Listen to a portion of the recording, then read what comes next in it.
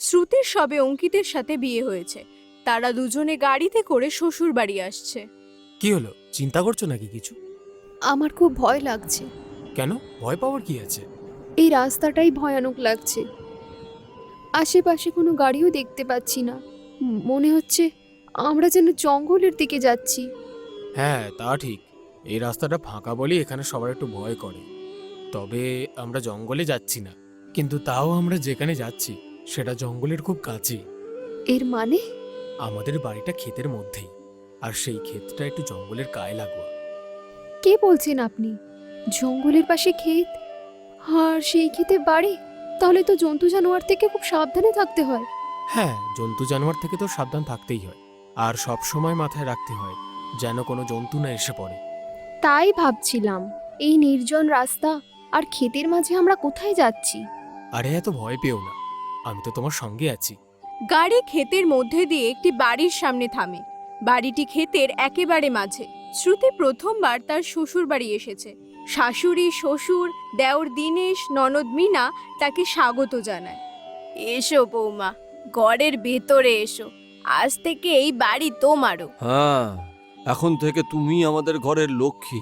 যেমন এই মিনা, তেমন তুমিও। আচ্ছা মা, এখানে আশেপাশে একটা ঘরও নেই, আর আমরা সবাই ক্ষেতের মাঝে থাকছি। আমার খুব অদ্ভুত লাগছে। আমরা তোমার সমস্যা বুঝতে পারছি মা, কিন্তু আমরা যে বাধ্য। আমাদের যে এই খেতেই থাকতে হবে। যদি অনেক টাকা থাকতো তাহলে অন্য কোথাও থাকতাম। হ্যাঁ শ্রুতি, কি করব বলো, আমরা রাজি না হওয়া সত্ত্বেও এই খেতে ঘর করে থাকতে হচ্ছে। কিন্তু আমরা তোমায় কোনো কষ্ট পেতে দেব না।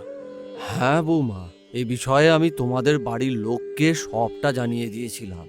কোনো কিছুই লোকায়নি তাদের থেকে।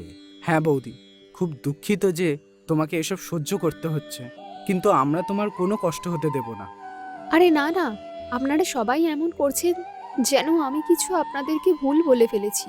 আমার এখানে থাকতে কোনো সমস্যা নেই। আমি শুধু ভয় পাচ্ছি যদি কোনো জন্তু বা অচেনা লোক এখানে চলে আসে। চিন্তা করো না বৌমা, এখানে কোনো জন্তুও আসে না, আর কোনো খারাপ লোকের তো কথাই নেই। হ্যাঁ বৌমা, তোমায় ক্লান্ত লাগছে। মিনা, যাও, বৌদিকে ঘরে নিয়ে যাও। হ্যাঁ ভাবি, চলুন। মিনা তার বৌদি শ্রুতিকে নিয়ে ঘরে যায়। বৌদি, আমাদের কেমন লাগলো? সবাই ভালো। আমিও কিসব প্রশ্ন করছি। আপনি তো সবেই এলেন, সবার সাথে এখনো দেখাও হয়নি। ধীরে ধীরে সবাইকে চিনে যাবেন।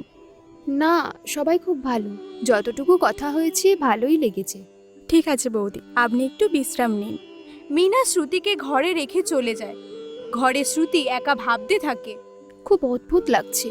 কে জানে এরা এতদিন ধরে ক্ষেতের মধ্যে ঘর বানিয়ে কিভাবে থাকে। আশেপাশে কেউ নেই, রাত হলে কোথাও যাওয়াও যায় না। ঠিক তখনই অঙ্কিত ঘরে ঢোকে এবং শ্রুতিকে চিন্তিত দেখে বলে, সরি শ্রুতি, এই ক্ষেতের মধ্যে থাকতে তোমার খুব সমস্যা হচ্ছে বলো? আরে কোনো ব্যাপার নয়, আমি এটাকেও নতুন অভিজ্ঞতাই ভাববো। আপনি চিন্তা করবেন না। অঙ্কিত আর শ্রুতি বিশ্রাম নেয়। পরের দিন সকালে শেঠ তাদের বাড়িতে আসে। আরে ও গগন সিং, ছেলের বিয়ে তো হলো। এখন যদি বিয়ে শাদির ঝামেলা মিটে থাকে তাহলে ফসলও কেটে নাও। যত তাড়াতাড়ি আমাকে ফসল কেটে দেবে তত ভালো দাম আমি তোমায় দেব। আপনি প্রতিবার এটাই বলেন, কিন্তু দাম তো একটুও ভালো দেন না। যেমন ফসল তুমি আমাকে দেবে তেমনই তো দাম পাবে। ভালো ফসল হলে ভালো দাম, আর খারাপ হলে খারাপ। আমরা কখনোই খারাপ ফসল দিইনি। সে তো পুরো গ্রামই জানে। এমনি এমনি তো তোমরা ক্ষেতের মধ্যে থাকো না। আরে কেন তর্ক করছেন?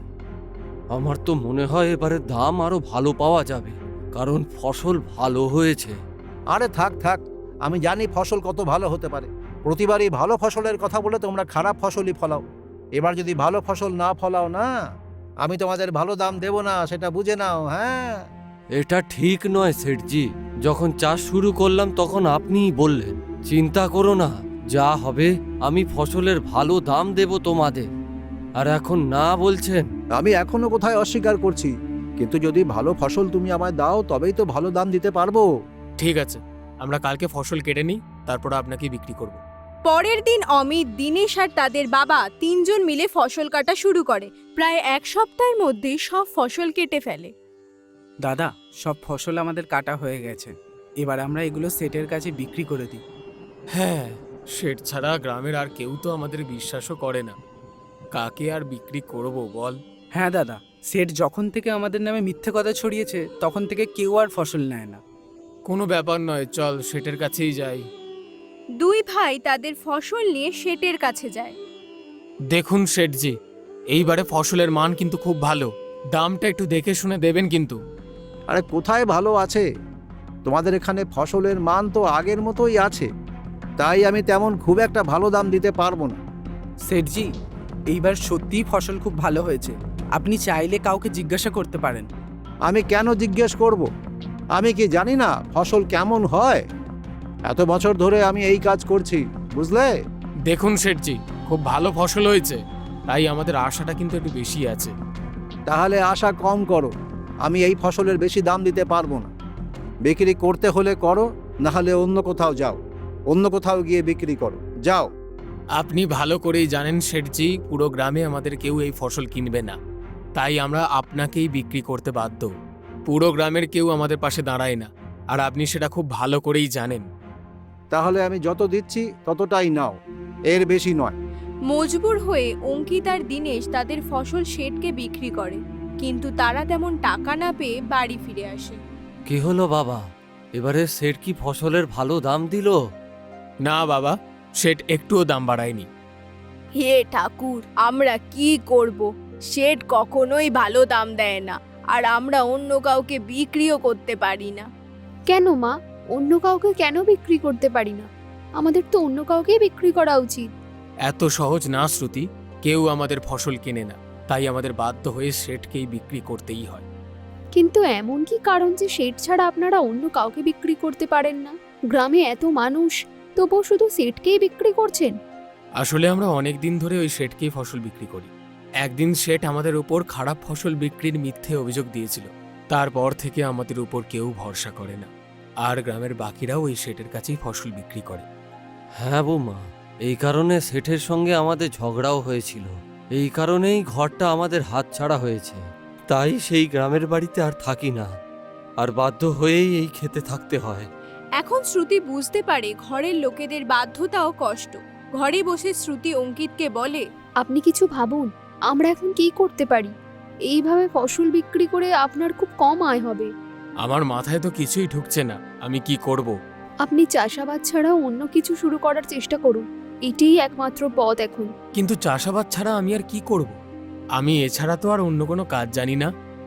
তাহলে চিন্তা করবেন না, আমি সাহায্য করব। একটু সবজি ভাতের ঠেলা খুললে কেমন হয়? সবজি ভাতের ঠেলা? কিন্তু এটা তো মনে হয় আরো অদ্ভুত হবে। আমি তো এর আগে কখনো ঠেলা লাগাইনি কোথাও, কেমন একটা লাগছে। শুরুতে একটু অদ্ভুত লাগবে, পরে সব ঠিক হয়ে যাবে। কিন্তু সবজি ভাত কে বানাবে? আমি বানিয়ে দেব। প্রতিদিন সকালে আমি আপনাকে সবজি ভাত বানিয়ে দেব, আপনি সেটা বাজারে গিয়ে বিক্রি করবেন। ঠিক আছে, তুমি বলছো যখন, এটা করেই দেখি। কিছু না কিছু তো করে খেতেই হবে। মা, বাবা, আমি সবজি ভাতের ঠেলা বসাবো। কিন্তু বাবা, তুমি কি ভাত সবজির ঠেলা চালাবে? তোমার খারাপ লাগবে না তো?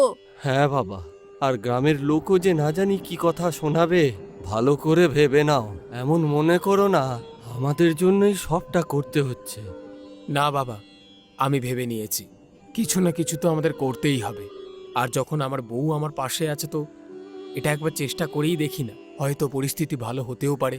পরের দিন থেকে শ্রুতি অঙ্কিতকে সবজি ভাত বানিয়ে দেয় বাজারে বিক্রির জন্য। আসুন খান সুস্বাদু সবজি ভাত, পেটের সাথে মনও ভরে যাবে, শুধুমাত্র 30 টাকা। আসুন খান দাদা, আসুন আসুন। ঠিক তখনই তার প্রতিবেশী বন্ধু বিনোদ সবজি ভাত খেতে আসে। আরে অঙ্কিত, এই সবজি ভাতের ঠেলা কবে খুলেছো? এই তো আজকেই গো, আজ প্রথম দিন। আশা করছি এই কাজটা ঠিকঠাক চলবে। হ্যাঁ হ্যাঁ, ভগবান যেন তাই করে। তোমার এই ঠেলা খুব নাম দাম করুক। আমরা তো জানি তোমরা কত কষ্টে আছো, বলো।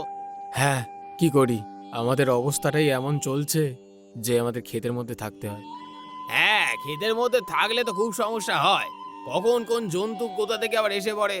আর কি, আমরা তো শুধু রোজ প্রার্থনা করি যেন কোনো ভুল না ঘটে। চিন্তা করো না, সব ঠিক থাকবে। এখন আমায় সবজি ভাত দাও দেখি। অঙ্কিত বিনোদকে সবজি ভাত দেয়। বিনোদ খায় এবং তার খুব ভালো লাগে। অঙ্কিত ভাই, এ তো খুব দারুণ। সবজি ভাত খেয়ে আমার দিদার কথা মনে পড়ে গেল। উনিও এমন সুস্বাদু সবজি ভাত রান্না করে খাওয়াতেন। তুমি দেখবে তোমার এই সবজি ভাতের ঠেলা একদিন খুব নাম ডাক করবে। এরপর অঙ্কিতের কাছে সবজি ভাত খেতে অনেক মানুষ আসে। পাশের ও পরিচিত মানুষ তার কাজেরও প্রশংসা করে। সারাদিন সবজি ভাত বিক্রি করে বিকাল এসে বাড়ি ফিরে আসে। কি বাবা, তোমার আজকে ব্যবসা কেমন হলো? হ্যাঁ মা, সবজি ভাতের ঠেলা খুব ভালোই চলছে। অনেক মানুষ খাবার খেতে এসেছে। সবাই সবজি ভাতের খুব প্রশংসা করেছে গো আজকে। হ্যাঁ হ্যাঁ, আজ আমি বিক্রমদার বাড়ি গিয়েছিলাম, তো উনি বললেন উনিও তোমার সবজি ভাত খেয়েছেন আর ওনার খুব ভালো লেগেছে। আমি বললাম ওটা বৌমা বানিয়েছে। হ্যাঁ বাবা, সবাই খুব প্রশংসা করছে, আমি বললাম তো। এখন আমি ভাবছি এই ব্যবসাটা নিয়মিত করলে খুব ভালো হয়। তুমি আর ভাই না হয় ক্ষেতের কাজটা দেখে নেবে। আচ্ছা, তাই হবে। আর এইভাবেই আমাদের আর্থিক অবস্থা যদি ভালো হয়ে যায় তো ভালো। আর আমি কাল থেকে আরো বেশি করে সবজি ভাত বানিয়ে দেবো, কেমন? যাতে আয় আরো বেশি হয়। সারা পরিবার এই পরিকল্পনায় রাজি হয়ে যায়। এখন অঙ্কিত সবজি ভাতের ঠেলা লাগায়। তার বাবা ও ভাই দীনেশ খেতে ফসল চাষ করে। একদিন দীনেশ ও তার বাবা খেতে কাজ করছিল। তখন হঠাৎ দীনেশ দেখলো এক সিংহ খেতে ঢুকে আসছে। বাবা চলো এখান থেকে, ওই দেখো সিংহ আসছে। হ্যাঁ চল, তাড়াতাড়ি বাড়ি পালাই। দীনেশ ও তার বাবা দ্রুত দৌড়ে ক্ষেত থেকে ঘরে ঢুকে যায়। কি হলো, তোমরা এমন দৌড়ে এলে কেন? কিছু হয়েছে নাকি? আরে সমস্যাই সমস্যা, সিংহ খেতে এসেছে। ও তো দিনেশ ঠিক সময় দেখে নিয়েছিল বলে, নইলে বিপদ হতো।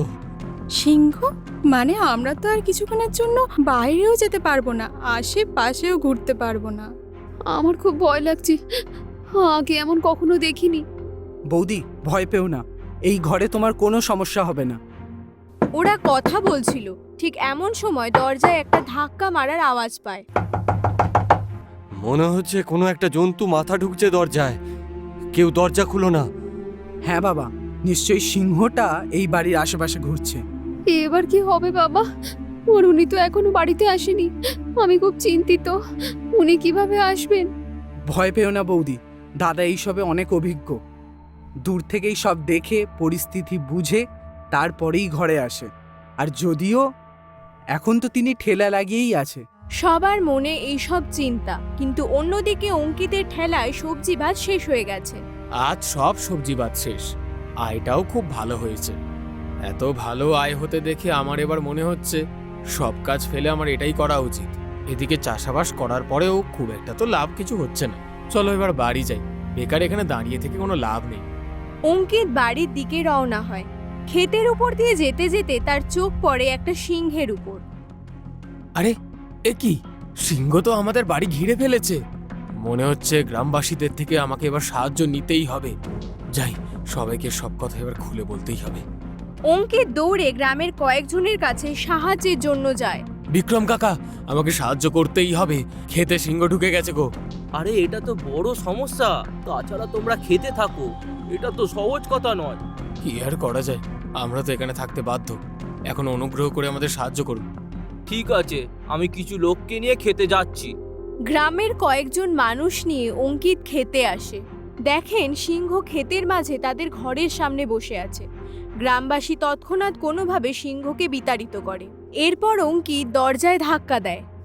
জানি না কি দরজায় কড়া দিচ্ছে, এখন দরজা খুলে দেখা উচিত। না মা, এমন ভুল করো না, কে জানে কে, একটু দাঁড়িয়ে যাও।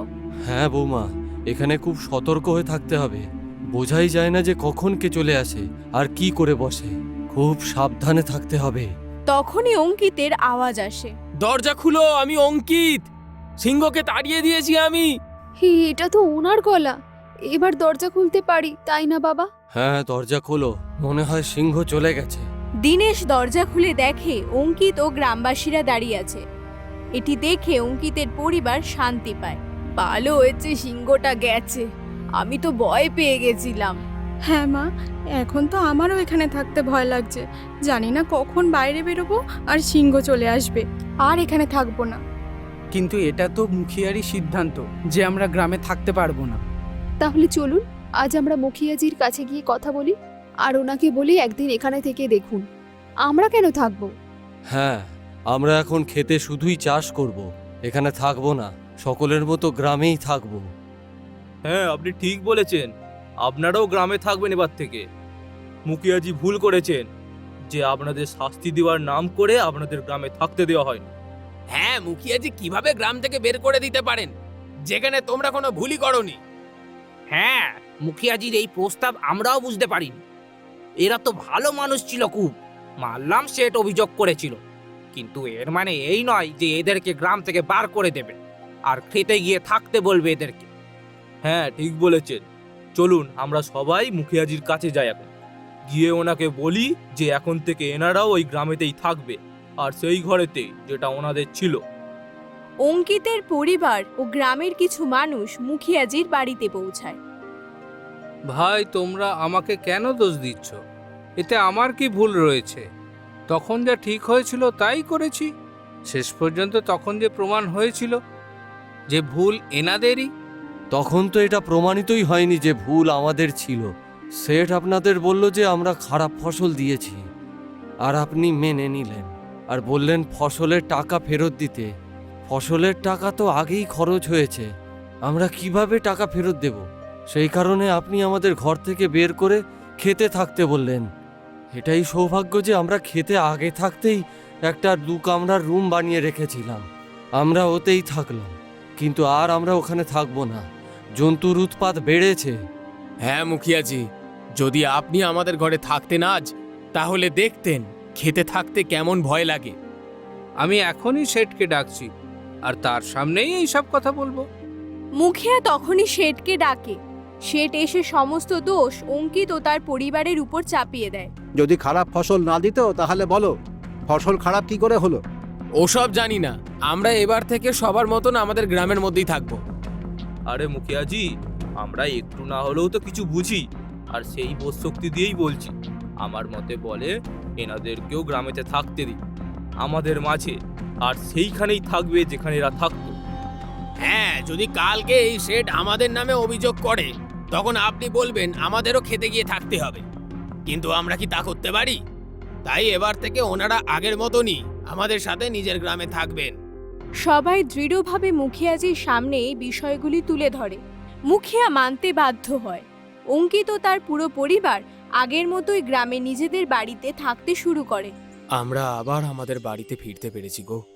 আর রাতে আমাদের ভয় পেয়ে থাকতে হবে না এবার থেকে। হ্যাঁ দাদা, মনে হয় এই সাহস আমাদের বৌদিই দিয়েছে। ঠিক সেই দিনকেই বৌদি বলেছিল মুখিয়াজির সঙ্গে কথা বলে দেখতে, না হলে আমরা 2 বছর ধরে খেতেতেই থাকতাম। হ্যাঁ, ঠিক কথা। বৌমাই তো আমাদের সব বোঝালো যে ভুল আমাদের নয়। এমনিতেও শ্রুতি খুব বুদ্ধিমান। এখন সে অঙ্কিতকে ঠেলা লাগানোরও পরামর্শ দিয়েছে। দেখবেন শীঘ্রই আমাদের অবস্থা ভালো হয়ে যাবে। এরপর অঙ্কিত প্রতিদিন সবজি ভাতে ঠেলা লাগাতো। দিনেশও তার বাবা চাষ করত, আর তারা সবাই গ্রামে নিজেদের ঘরে থাকতো, খেতে নয়।